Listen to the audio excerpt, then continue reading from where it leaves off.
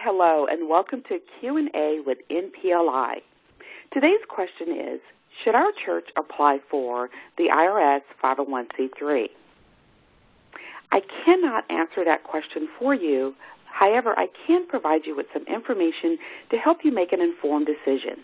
I'll highlight some key advantages, disadvantages, as well as some important steps in the process. Key advantage number one. 501c3 organizations are exempt from having to pay federal income taxes. Key advantage number two, 501c3 organizations are allowed to receive tax-deductible contributions.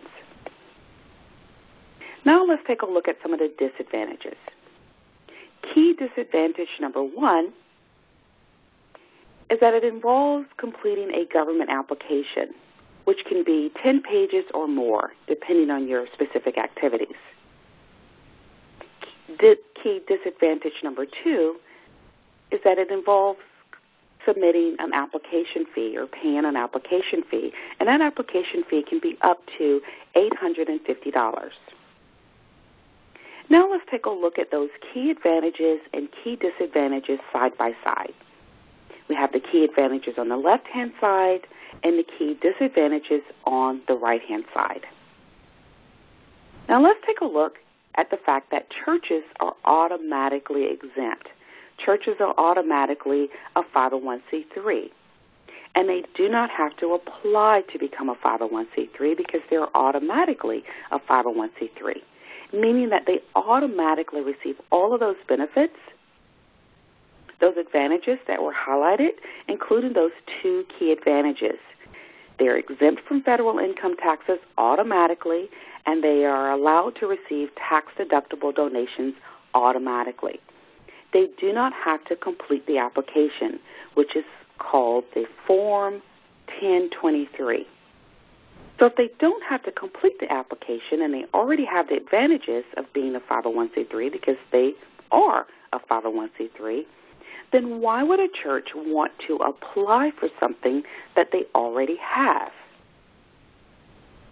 Pretty much 100% of the time that I've been asked this question, or churches considering going through the application process, it almost always is because they're wanting this IRS 501c3 determination letter.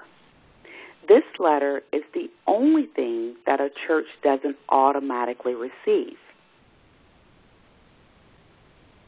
So it's really not, the question isn't, should our church apply for 501c3?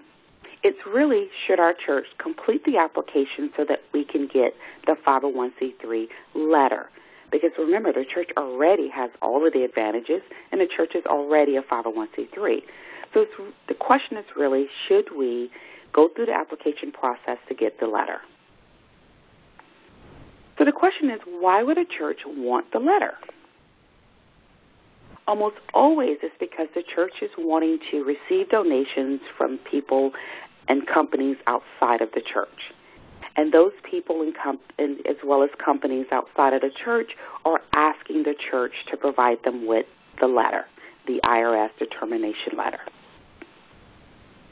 Which brings me to disadvantage number 3,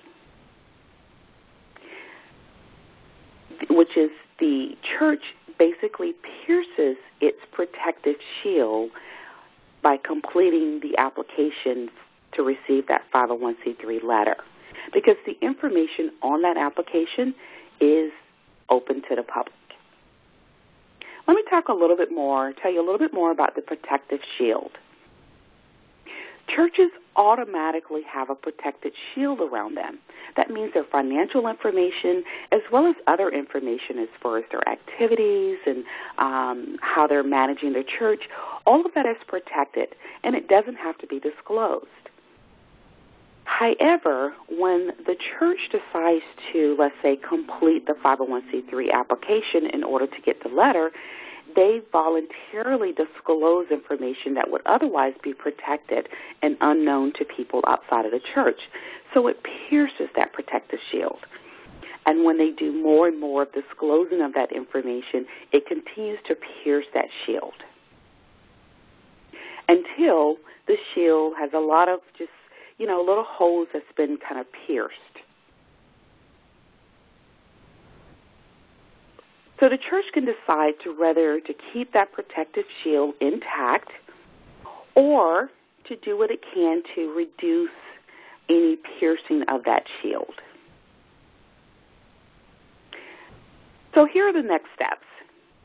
If you decide not to apply to the IRS to get the 501c3 letter, your church will continue to be exempt from federal income taxes, continue to be allowed to receive tax-deductible donations, and it will continue to have that protective shield around it.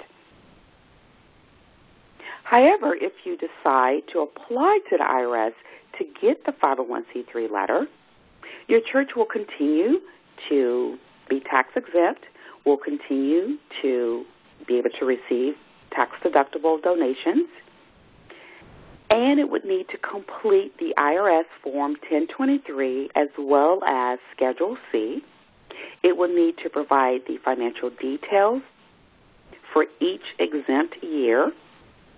It would need to provide the bylaws, a copy of the conflict of interest statement, a copy of the articles of incorporation, as well as any additional and supporting documentation depending on the activities of your church. And it would also need to pay the filing fee, which would be either $400 or $850, depending on the church's gross revenues.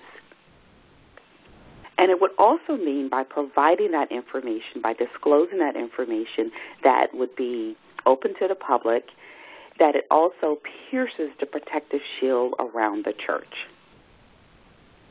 I hope I was able to provide you with some information that will help you to make an informed decision as to whether or not to apply for the 501c3 letter for your church. Have a great day, and I talk with you soon.